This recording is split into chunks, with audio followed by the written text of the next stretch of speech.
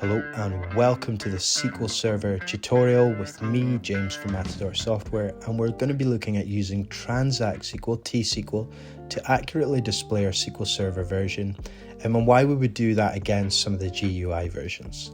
So first of all, why would you want to know which version that you're using? Well, we want to follow the relevant documentation for our version, gauge support lifespan. Obviously older versions won't be supported with future improvements, and we want to look at application compatibility. Some apps might only support SQL Server 16 and above, and so on.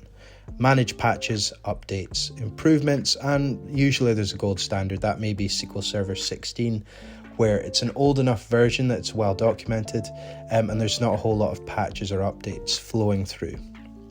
We can do this using the GUI, so we can right-click the instance name within SQL Server Management Studio and look at the properties. You can actually go into where you installed SQL Server, so at the bottom of this screen that's an example of the file path you may find, and you can right-click and look at properties if it's not running. The issue is you'll see my version's 15 point and then several numbers.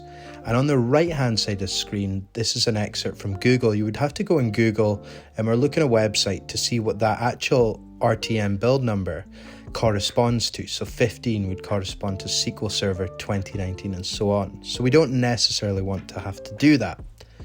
So the first T-SQL option is not the best one, but you can use the @version command. So we can just say select @version and alias that, so as SQL version. But you'll see here, we get a very, very long-winded and not very helpful response. So we get SQL Server 2019, the RTM.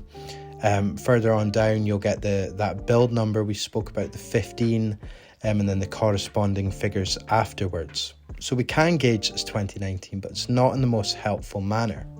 However, we can use this T-SQL Server property script, so we can actually use some of the built-in SQL metadata functions for a much nicer output. So we can use a case statement and convert items using this server property function. And we can use the wildcard to essentially, remember we said those build numbers, so for example 15 would ordinarily mean SQL 2019. We can then use a wildcard to convert those.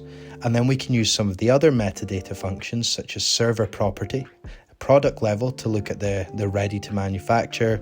We can look at the edition and the product version and follow that logic. So we still get that 15 build number, but we're automatically converting that to the actual sort of version group or the final group, which would be SQL 2019.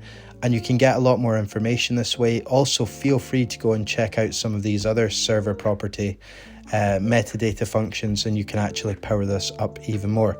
But it's a really nice solution to get straightforward and sort of segmented results.